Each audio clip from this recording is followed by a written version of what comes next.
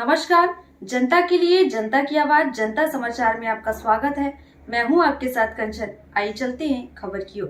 30,000 की सैलरी पाने वाली इंजीनियर के घर 30 लाख की टीवी, रिश्तेदारों के नाम जमीनें भी खरीदी। Madhya Pradesh police housing corporation के प्रभारी सहायक यंत्री हेमा मीणा के ठिकानों पर लोकायुक्त का छापा पड़ा। भोपाल के बिलखिरिया स्थित आवास रायसेन के फार्म हाउस समेत 3 ठिकानों पर सर्च चल रही है। कार्रवाई सुबह 6 बजे से जारी है। घर में 30 लाख की एलईडी लगा रखी थी। मीणा की मंथली सैलरी 30,000 रूपए है, जबकि प्रॉपर्टी आय से 232% ज्यादा मिली है। अब तक की जांच में 7 करोड़ रुपए कीमत की बेनामी संपत्ति का खुलासा हुआ। भोपाल के बिलखिरिया में हेमा मीणा ने अपने पिता के नाम 20,000 वर्ग फीट जमीन खरीद रखी है। इस पर 1 करोड़ की लागत से आलीशान बंगला भी बनवाया। भोपाल, रायसेन और विदिशा के कई गांवों में भी जमीन खरीदे जाने के दस्तावेज मिले। हार्वेस्टर, धान बुवाई मशीन, ट्रैक्टर और खेती में काम आने वाले इंस्ट्रूमेंट खरीदी के भी डॉक्यूमेंट बरामद हुए हैं। मीणा के खिलाफ 2020 में आय से अधिक संपत्ति होने की शिकायत मिली थी। लोकायुक्त ने जांच शुरू की। आज गुरुवार सुबह 6 बजे लोकायुक्त टीम ने मीणा के ठिकानों पर रेड की। लोकायुक्त एसपी मनु व्यास ने बताया कि हेमा मीणा के खिलाफ भ्रष्टाचार निवारण अधिनियम की धाराओं में केस दर्ज किया गया है। विशेष न्यायालय भ्रष्टाचार निवारण अधिनियम भोपाल से सर्च वारंट लेकर कार्रवाई शुरू की गई। वहीं मंदसौर में मुख्यमंत्री शिवराज सिंह चौहान की जनसभा के लिए सीतामऊ जा रही बस पलट गई। यह हादसा बिल्लोद गांव के पास हुआ। हादसे में 2 महिलाएं घायल हो गई। बस मल्हारगढ़ के चिलोट पिपलिया से सीतामऊ जा रही थी।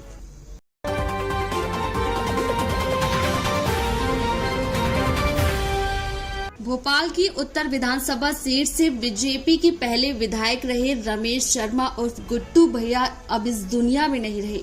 बुधवार गुरुवार की दरमियानी रात 2 बजे उनका निधन हो गया। वे 70 साल के थे। बुधवार को कई शादियों में शामिल होने के बाद वे देर रात घर पहुंचे। उन्हें सीने में हल्का दर्द हो रहा था और वे सोने चले गए। अचानक तबीयत ज्यादा बिगड़ गई। परिजन के बुलाने पर डॉक्टर जब तक घर पहुंचे तब तक उन्होंने दम तोड़ दिया। मुख्यमंत्री शिवराज सिंह चौहान ने पूर्व विधायक रमेश शर्मा के आवास पहुंचकर उन्हें श्रद्धांजलि अर्पित की। सीएम ने कहा, आज भोपाल सूना हो गया। गुड्डू भैया अब इस दुनिया में नहीं रहे।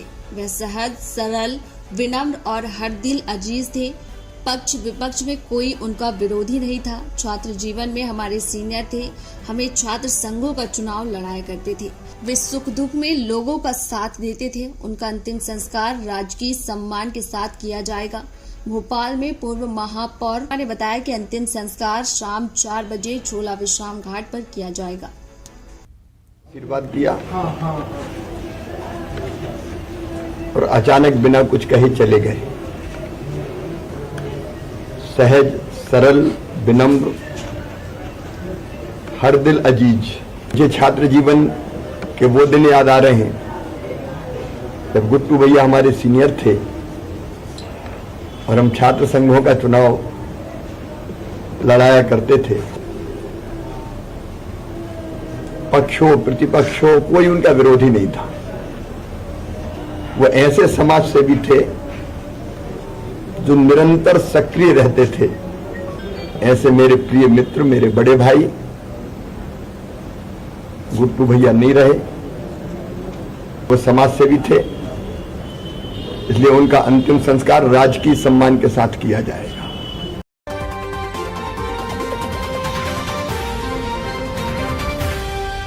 शराब दुकान के मैनेजर सहित 3 लोगों को पुलिस ने घेराबंदी कर दबोचा।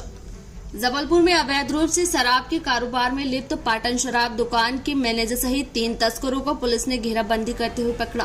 पुलिस शराब से भरी इको कार से 14 पेटी देशी, 1 पेटी अंग्रेजी शराब एवं 4 पेटी बियर कीमती 76,000 रूपए एवं 5 लाख की जब्त की है। पुलिस ने पकड़े गए आरोपियों के विरुद्ध 34(2) आबकारी एक्ट के तहत कार्रवाई की। पुलिस शराब तस्करों से अब विस्तृत पूछताछ कर रही है। पुलिस ने बताया कि कार में पाटन शराब दुकान से शराब लोड कर कटंगी की ओर ले जाने की सूचना पर पुलिस ने तत्काल घेराबंदी की। कटंगी रोड साई ट्रेडर्स के पास कार को रोककर चेक किया गया तो उसमें शराब दुकान का मैनेजर अर्जुन सिंह निवासी ग्राम बभंडा, जिला औरंगाबाद, बिहार, चालक गणेश ठाकुर निवासी ग्राम हरदुआ पाटन एवं गजेंद्र सिंह निवासी ग्राम उड़ना थाना पाटन मिले। वहीं राजधानी भोपाल में नियुक्ति दिनांक से वरिष्ठता की मांग को लेकर आज 10वें दिन 11 मई को अंबेडकर पार्क टीटी नगर भोपाल में धरना स्थल पर 9 मई से भूख हड़ताल पर बैठे शिक्षकों ने शिक्षा की गुणवत्ता पर लघु नाटिका प्रस्तुत की। भारत माता की जय, वंदे मातरम, वंदे मातरम। वरिष्ठता बहाली मंच जिंदाबाद, जिंदाबाद। वरिष्ठता बहाली मंच जिंदाबाद, जिंदाबाद। नियुक्ति दिनांक से वरिष्ठता नियुक्ति दिनांक से वरिष्ठता हम अपना अधिकार मांगते, नहीं किसी से भीख मांगते। हम अपना अधिकार मांगते, नहीं किसी से भीख मांगते। शिवराज भैया की लाडली बहना शकुंतला शेषकर बैतूल में कार्यरत हूँ। मेरे शाला में साथी शिक्षक के बराबर मैं कार्य करती हूँ, शिक्षा देती हूँ। मुझे 3600 रुपये वेतन और उन्हें 80,000 वेतन मिलता है। मैं उनकी मृत्यु पर 20 लाख ग्रेजुएटी और 40,000 पेंशन मिल रही, लेकिन मेरी वेतन 3600 होने पर भी सेवानिवृत्ति होने पर मुझे कुछ नहीं मिलेगा। बाबा साहेब तेरे देश में समानता का अधिकार कहाँ है?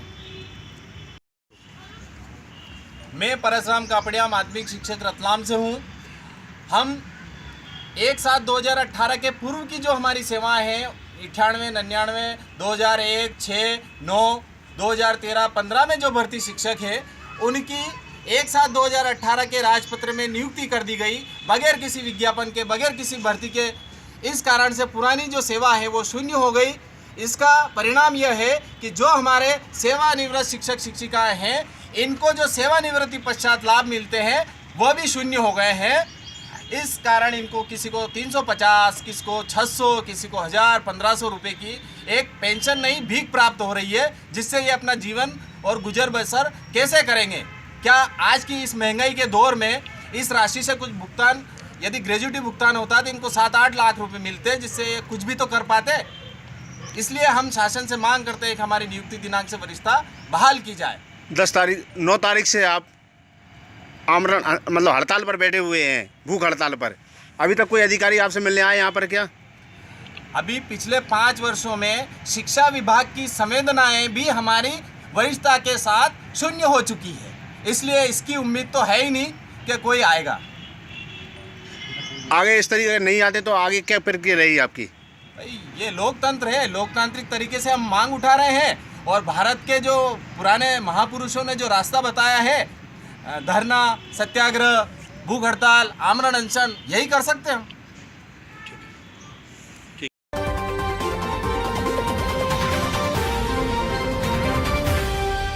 मिशन 2024 में जुटे बिहार के मुख्यमंत्री नीतीश कुमार लगातार अलग अलग राज्यों का दौरा कर रहे हैं और यह दौरा 2024 के मायने से बहुत ही महत्वपूर्ण माना जा रहा है।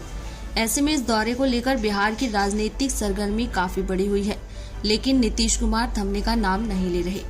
एक के बाद एक बिना रुके कई राज्यों का भ्रमण कर रहे हैं और वे 2024 में भाजपा को सत्ता से उखाड़ फेंकने की कवायद तेज कर दी है। ऐसे में उनका आज मुंबई दौरा रहा, जहां उन्होंने एनसीपी के प्रमुख शरद पवार के साथ साथ उद्धव ठाकरे से मुलाकात की।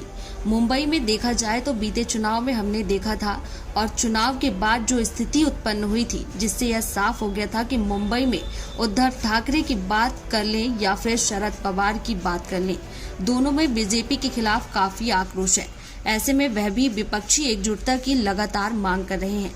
शरद पवार ने इसको लेकर यह भी कह दिया कि यह विपक्षी एकजुटता बहुत ही जरूरी है, क्योंकि अगर देखा जाए तो बीजेपी को सत्ता से उखाड़ फेंकना है तो सभी विपक्ष को एकजुट होना ही पड़ेगा। जिस तरह से विपक्षी एकजुटता को धार देने में जुटे हुए हैं, उससे कहीं न कहीं बीजेपी की मुश्किलें बढ़ती हुई नजर आ रही हैं। बीजेपी सदमे में है, बीजेपी मन ही मन डर में है। आखिर अगर सभी विपक्ष एकजुट हो जाएंगे तो फिर साल 2024 में 34% वोट पाने वाली बीजेपी सत्ता से बाहर होगी। मैं आपका स्वागत तो कर ही रहा हूं और लड़ाई तो आज शुरुआत हो गई है। मैंने जैसे अभी आपको कहा, जब हम अंदर बात कर रहे थे तो एक ज्याला शुभ शकुन असं म्हणतो कि इतने दिनों से हमारी लड़ाई चल रही थी सर्वोच्च न्यायालय में, आज आप भी आ गए और वो निर्णय भी आ गया। इस देश में अब प्रजातंत्र, उसकी रक्षा करना हमारा काम है। जैसे सर्वोच्च न्यायालय ने कहा कि अगर मैं रिजाइन नहीं करता, मैं इस्तीफा नहीं देता, तो शायद वो मैं वापस मुख्यमंत्री बन जाता। मैं मेरे लिए नहीं लड़ रहा हूँ, मेरी लड़ाई जनता के लिए है, मेरे देश के लिए, मेरे राज्य के लिए है। और भले हम इसके पहले राजनीति में विवाद तो होते रहते हैं, लेकिन एक मत तो हमारा हो गया है कि इस देश को हमें बचाना है, संविधान को बचाया है। और इसलिए आप यहाँ आए हैं, हम मिलकर पूरे, आप तो पूरे देश में घूम रहे हैं, सबके घर जा रहे हैं, हम सब मिलकर ये जो अपने देश को फिर से एक बार गुलाम बनाना चाहते हैं, उनको घर भेजेंगे। और मुझे पक्का भरोसा है पूरी जनता हमारा इंतजार कर रही है। राजीनामा देण्याची चूक झाली असं वाटतं का?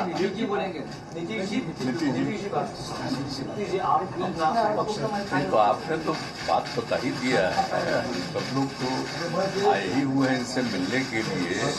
बातचीत तो होती रहती थी, लेकिन ये तय था कि एक दिन लोग आएंगे। इन्होंने आज ही का समय दिया, और आज जो इनका मामला था जिसके बारे में जानते ही हैं, इनके साथ जो अन्याय हुआ था, अब जिस तरह से जो फैसला आज आ गया तो बहुत अच्छा हुआ है। अब तो इन्होंने खुद ही बता ही दिया है। और किसी भी प्रकार से, एक तो आश्चर्य की बात है कि पार्टी के नाम को कैसे कोई बदल सकता है। तो इन सब चीज़ों को लेकर के तो हम लोग सब दिन तो अपनी बात अपना इनके साथ हम लोग रही हैं, लेकिन अभी जो हम लोग आए हुए हैं उसका मकसद इन्होंने बता दिया। हम लोग चाहते हैं कि पूरे देश में अधिक से अधिक पार्टियां एकजुट हों और मिल करके हम लोग लड़ेंगे। तो आज जो केंद्र में हैं वो पूरे देश के लिए कोई काम नहीं कर रहे हैं, और समझ लीजिए इतिहास बदल रहा है। इसलिए इन सब चीज़ों को देखते हुए अपने देश के हित में, और आज़ादी की लड़ाई हुई और किस तरह से देश आज़ाद हुआ है और कितना ज़्यादा काम होता रहा है पहले से, काम तो करते नहीं। अब आप सब लोग मीडिया के साथी, हम आपका नमन करते हैं, आपके हम खिलाफ नहीं कुछ बोल सकते। करने की आवश्यकता है। वैसे पूरा देश का नक्शा देखने के बाद ये स्थिति दिखती है कि मिलकर काम करे तो इस देश को जो एक वाहवाद अल्टरनेटिव चाहिए। ये थी आज की खबर। और खबरों को देखने के लिए हमारे चैनल को लाइक करें, शेयर करें, सब्सक्राइब करें और बेल आइकन की बटन को दबाना ना भूलें। आप देख रहे हैं जनता के लिए, जनता की आवाज, जनता समाचार। अन्य खबरों के लिए हमारा चैनल सब्सक्राइब करें।